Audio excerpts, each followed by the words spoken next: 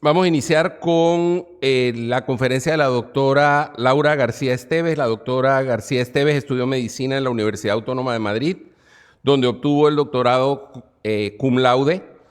Ha trabajado como oncóloga en la Fundación Jiménez Díaz, en el Hospital Madrid Norte San Chinarro, y actualmente ocupa la jefatura de la sección de tumores de mama del MD Anderson Cancer Center de Madrid. Además, es la jefa del Grupo de Investigación de Obesidad y Cáncer de Mama. La doctora Esteves nos acompaña hoy justamente con la conferencia de estudios sobre la obesidad y la relación con el cáncer de mama. Doctora, bienvenida.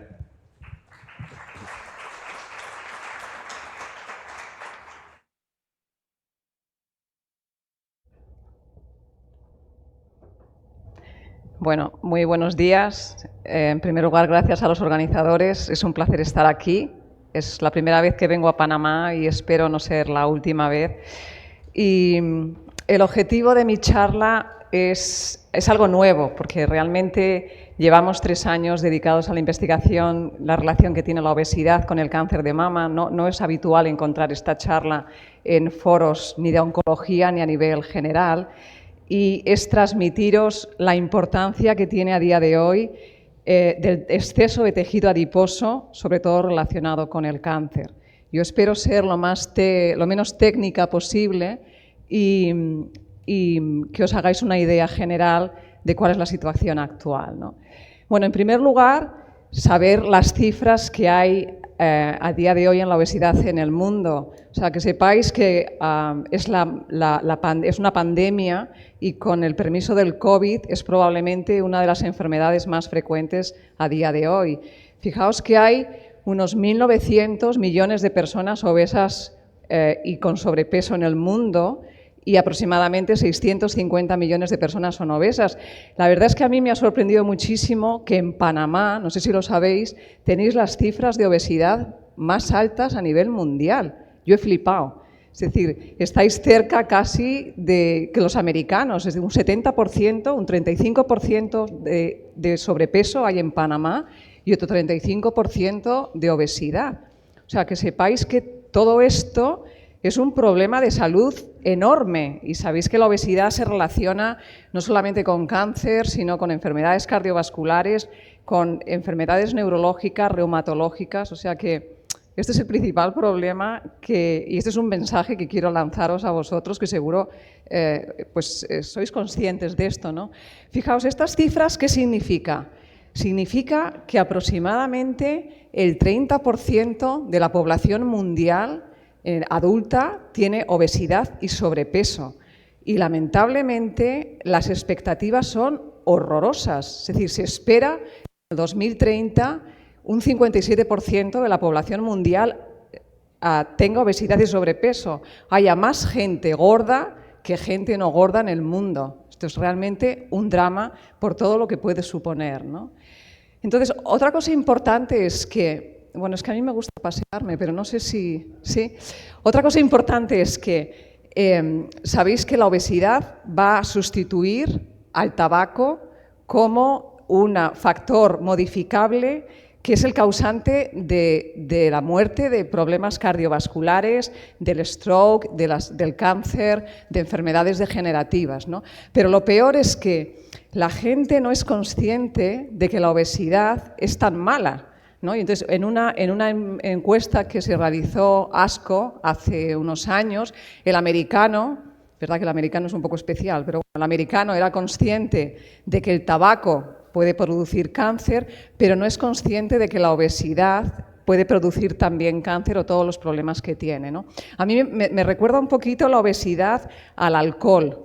La gente tiene normalizado, yo no sé aquí en Panamá cómo beben o cómo toman, en España está muy normalizado, es decir, que cuando tú le preguntas a la paciente, y eso lo digo a los estudiantes, yo le pregunto a las pacientes, ¿usted bebe? Me dice, no. Bueno, lo normal, una cerveza, 2 cervezas, quizá un vino y por la tarde un gin tonic, ¿no? Eso es lo normal, ¿no? Entonces, por eso digo que con la obesidad ocurre un poquito igual, se tiene normalizado y no se da cuenta la gente del problema tan grande de salud que hay, ¿no?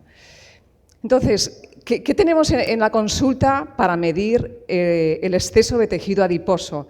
Y eso también es un mensaje para los estudiantes. Preguntar siempre el peso y la talla, porque nos da el índice de masa corporal, el BMI, y luego podemos hacer muchísimos estudios, ¿no? Entonces, una persona que tiene un índice de masa corporal mayor o igual a 25 se considera que es sobrepeso, y cuando es mayor o igual a 30 se considera que es obesidad. Y fijaos, el problema es que el índice de masa corporal puede que no capte la diversidad del tejido adiposo, porque, por ejemplo, tenemos que un 25% de individuos que son obesos son metabólicamente sanos, pero un 20% de los que son individuos sanos pueden tener problemas de síndrome metabólico. En cualquier caso, a día de hoy no tenemos ninguna otra manera de medir el exceso de tejido adiposo y lo tenemos que hacer con esto, ¿no? Entonces, fijaos, cuando relacionamos la obesidad con el cáncer de mama, tiene una relación antagónica y compleja. La obesidad protege del cáncer de mama en la mujer premenopáusica, eso es algo que mucha gente no sabe, y en cambio cuando llegas a la menopausia, la obesidad favorece el cáncer de mama. Y esto lo sabemos porque hay numerosos estudios retrospectivos y prospectivos que nos relacionan la obesidad con el cáncer de mama según el estado menopáusico. Y fijaos, este es un estudio publicado en el 2018, es con más de 758 mujeres premenopáusicas y se vio como, independientemente de si eran premenopáusicas muy jóvenes o premenopáusicas ya cerca de la menopausia, a mayor peso, menor la probabilidad de tener un cáncer de mama. Claro, esto no significa que ahora voy a promover a que todas las premenopáusicas sean gordas, pues no, porque obviamente tienen otro tipo de problemas, ¿no? Pero fijaos qué cosa más curiosa, ¿no? ¿Por qué el hecho de ser gordo o gorda, en este caso, protege contra el cáncer de mama? En cambio, cuando llegas a la menopausia es todo lo contrario. A mayor obesidad, a mayor sobrepeso, mayor la probabilidad de tener un cáncer de mama. Y este cáncer de mama es estrógeno positivo. Son tumores que tienen muchos receptores de estrógeno y progesterona. Entonces, ¿por qué este antagonismo a mí me resulta fascinante y es una de las líneas de investigación? ¿Por qué la mujer gorda premenopáusica no tiene cáncer y en cambio cuando llega a la edad menopáusica sí que tiene cáncer, ¿no? Entonces, probablemente los estrógenos tienen que jugar un papel fundamental, pero no sabemos por qué.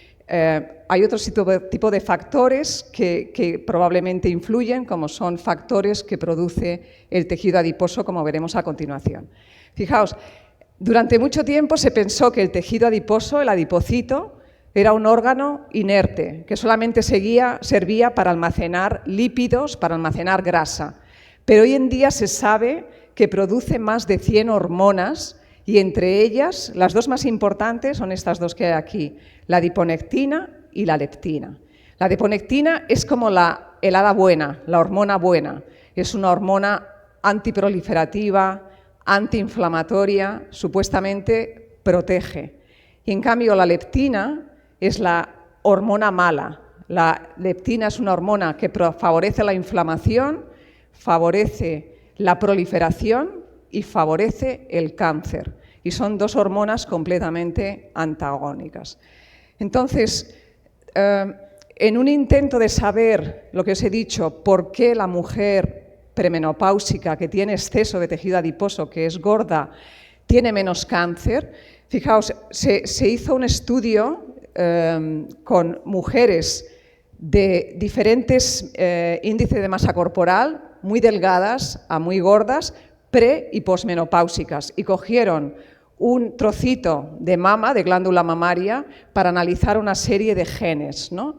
Entonces se vio, y os lo digo muy rápidamente porque es muy técnico, se vio que las mujeres premenopáusicas gordas tenían una expresión de genes diferentes y una serie de biomarcadores o factores específicos, ¿no? Entonces, nosotros con la Fundación Contigo lo que hicimos fue coger un grupo de 100 mujeres premenopáusicas obesas con o sin cáncer y lo que queríamos ver es hasta qué punto la adiponectina y la leptina eran diferentes, porque nuestra teoría era que la adiponectina, que es una hormona antiinflamatoria, es una hormona antiproliferativa, si las mujeres premenopáusicas obesas la tenían muy alta, era una manera de proteger, ¿no? Si las tienes muy alta, proteges el cáncer. Entonces, este es un estudio que hemos mandado a ESMO, el Congreso Europeo, este año, y estamos pendientes a ver si nos lo aceptan, así que no puedo dar resultados.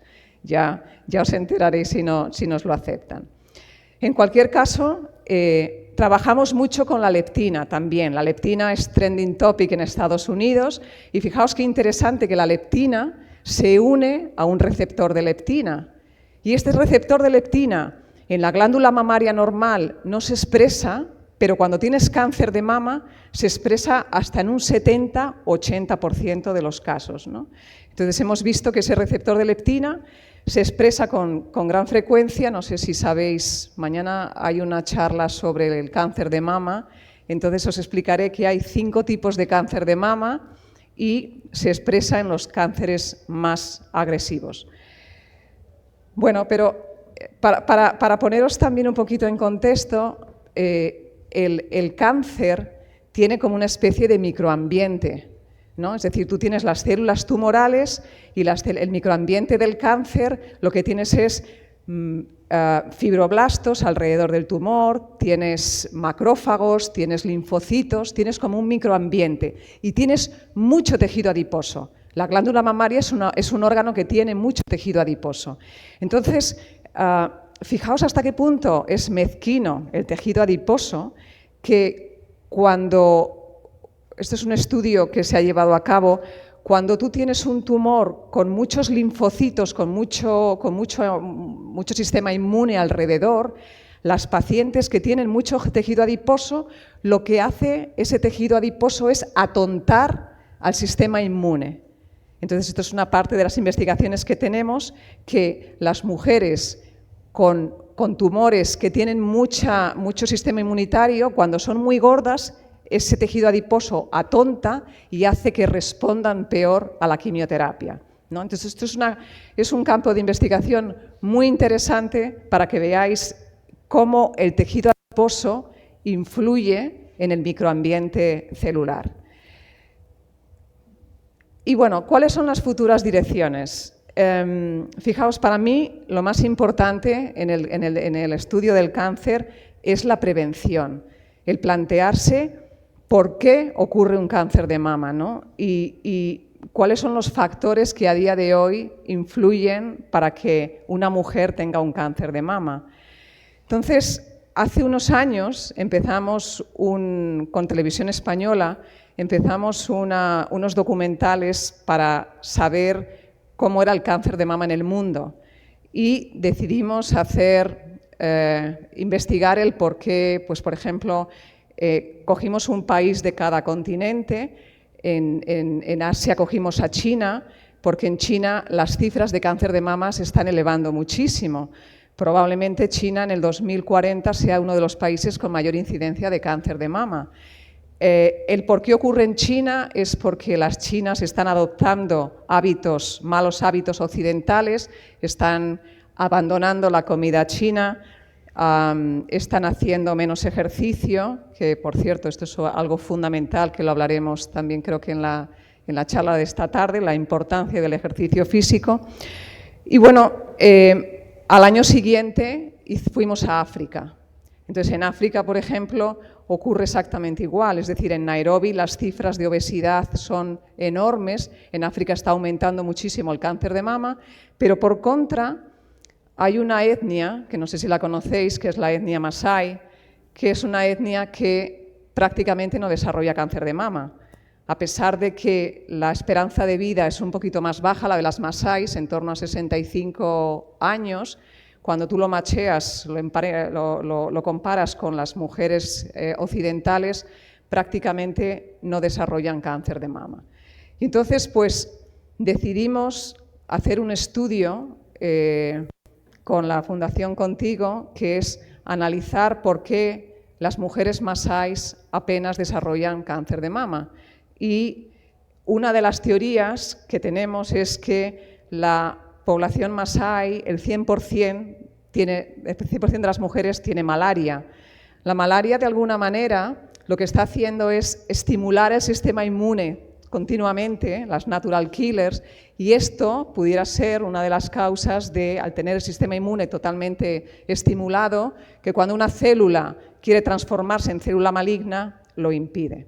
Entonces, bueno, pues no sé si habéis estado en África, no habéis trabajado en África, es dificilísimo, nos llevó 2 años el poder presentar todo el estudio en Kenia, que nos lo aceptaran.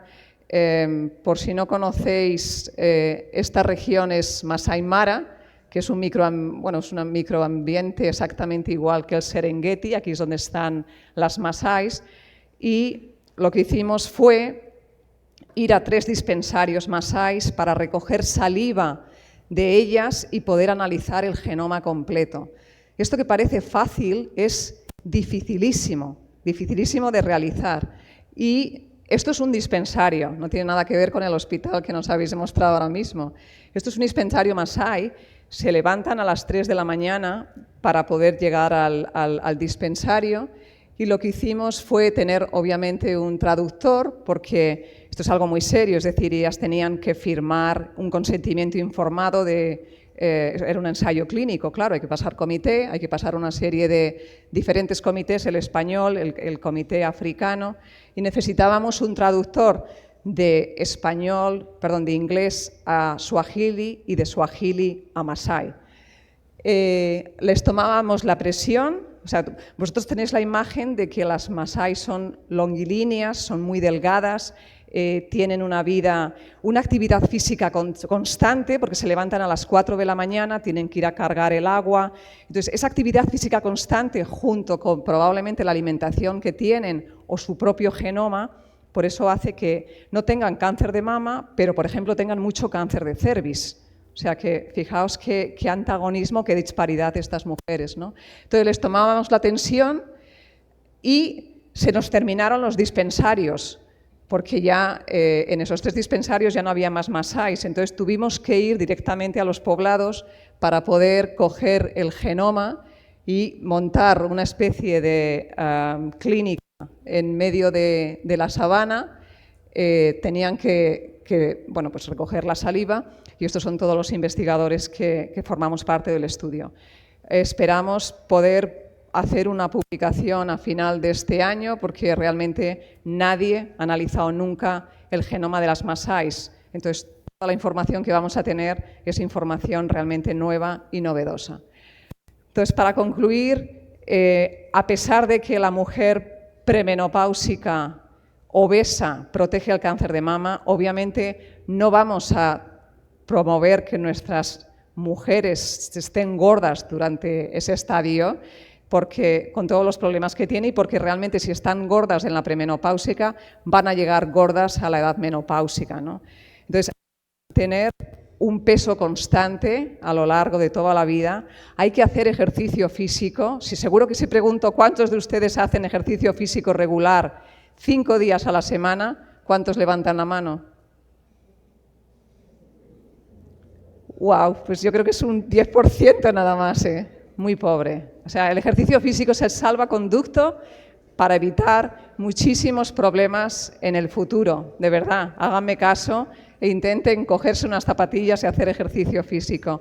Y por último, el microambiente celular es fascinante, el microambiente tumoral, y la influencia que tiene el tejido adiposo negativa alrededor del tumor es impresionante, y es una línea de investigación muy interesante que les animo a que estudien o que la lean. Y nada más. Muchísimas gracias.